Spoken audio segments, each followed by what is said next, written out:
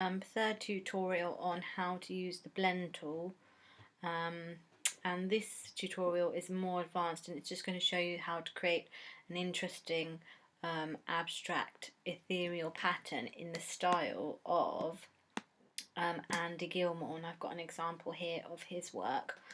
So if you haven't watched the other tutorials, you may need to go back and have a look at them just to get to grips with some of the basics, but I will go over some of them as well. So the first thing that you need to do is that you need to create 3 circles with different strokes. And if I just move in, you can see a bit clearer. So 3 circles, and they need to be ideally equally spaced. If I open my transform palette, I can show you how big the circles are. So mine are about 71.5 millimeters or 7.1 centimeters. And then you need another one, a smaller one. It doesn't really matter what colour the stroke is on that one, as long as there's no fills on any of them. And this one is approximately half the size of the other circles that you have created. So this one's 35.9 millimeters. And it doesn't matter too much, you don't have to be exactly right.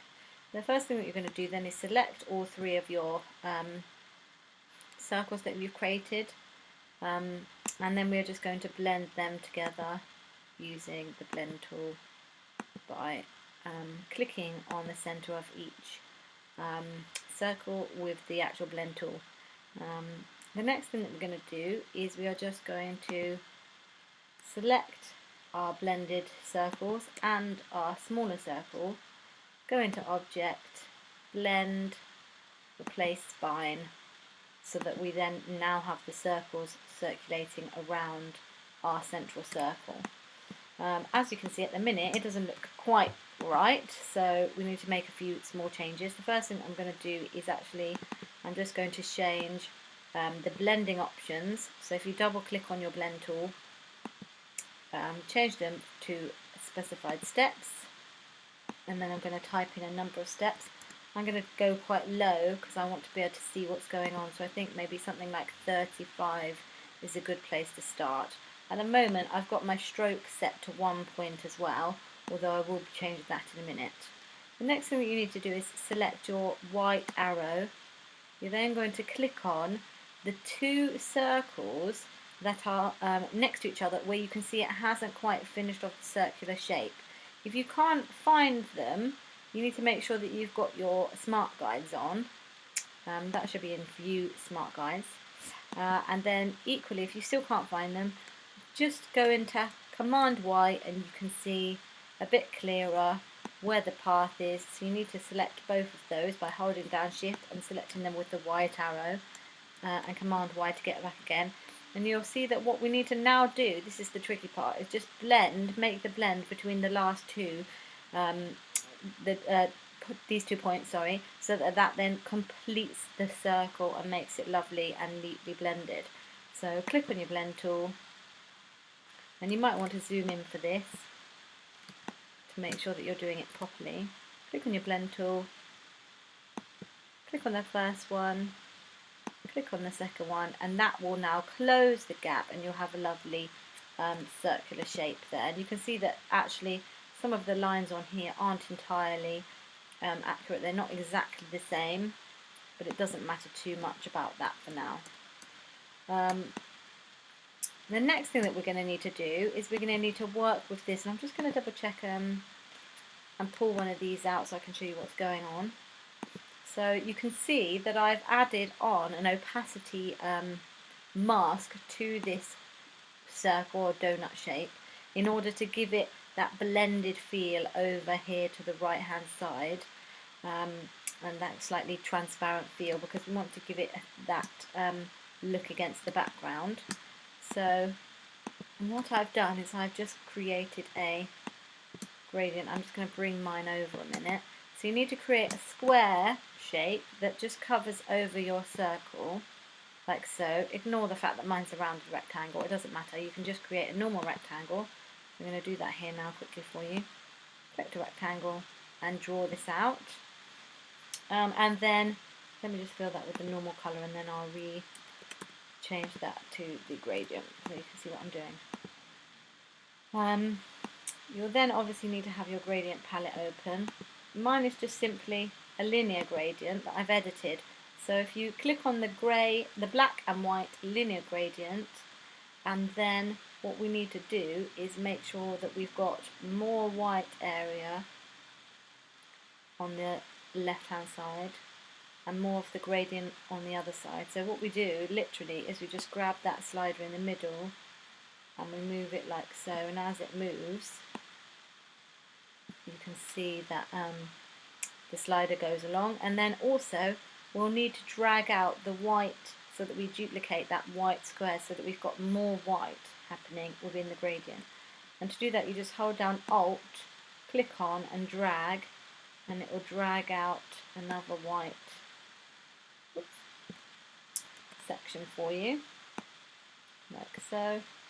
And then you can drag that slider back in a little bit until you've got approximately halfway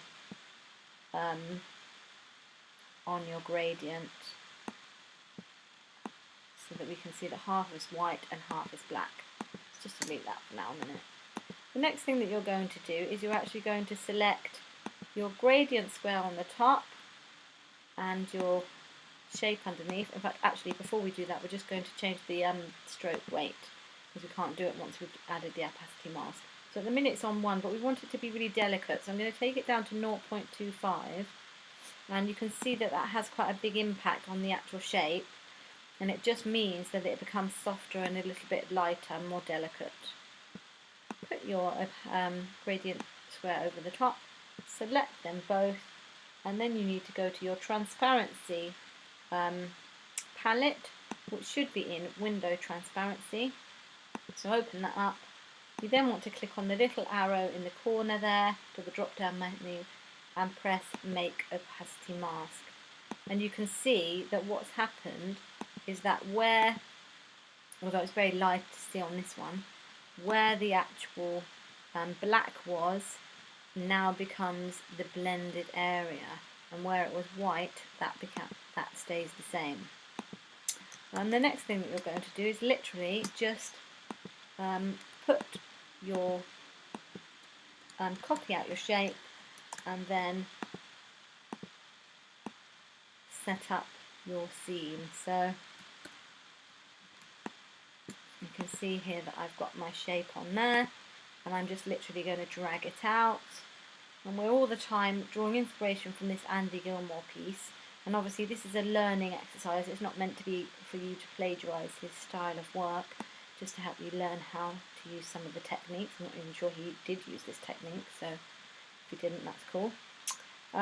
Drag out by holding the Alt button and holding down Shift so that your circle remains in the same place, and you'll see that obviously this isn't quite right, so I'm just going to nudge it down using the arrow keys until it's in the right place. And what I want to do here is I don't want this area where it's fading away to be here, I actually want it to be below. So I'm actually going to select that and turn that so that it's actually in the place that I want it to be, like that. The next thing that I'm going to do is select those two again, and this time I'm going to copy and paste on top, so Command C, Command F to paste on top, and then I'm going to swing them round like this so that I've got them in the right place. And as I'm getting to the sort of the right place, I'm going to hold down Shift, and that will make sure that it becomes parallel. So we now have our second set of shapes, and again I don't want, I want to fiddle around with where I want this more faded edge, so I'm going to just position them and turn them so that I've got the faded edge coming in the same place. This one I'm happy with. This one I possibly might turn around a little bit as well. And you can see that we then have our ethereal shape developing. Now obviously this is not exactly the same, because on Andy Gilmore's version he's missing his pieces here and they're blended in much better, so that you almost get this continuous shape. But I actually quite like the effect here of the overlapped edges, so I'm going to leave that like that for now. And I think that that's quite a nice little lesson to learn. If you wanted to go in and edit this, you could obviously remove more of the sections. You could play with your opacity mask, which you can see here. You could play with that and come up with different ways of doing it, so that you can have different areas shaded out, etc. And you could also take your circle into Photoshop and remove parts of it with the brush tool and duplicate it and put it together in Photoshop if you wanted to do that. But for now I'm going to keep this as my example, just as a quick little go for you to have a play around with this and create some abstract shapes, and hopefully you'll go off and have another play with it and see what else you can do with the function. Hope you enjoyed this. If you did, please point others to the direction of this tutorial. Thank you very much.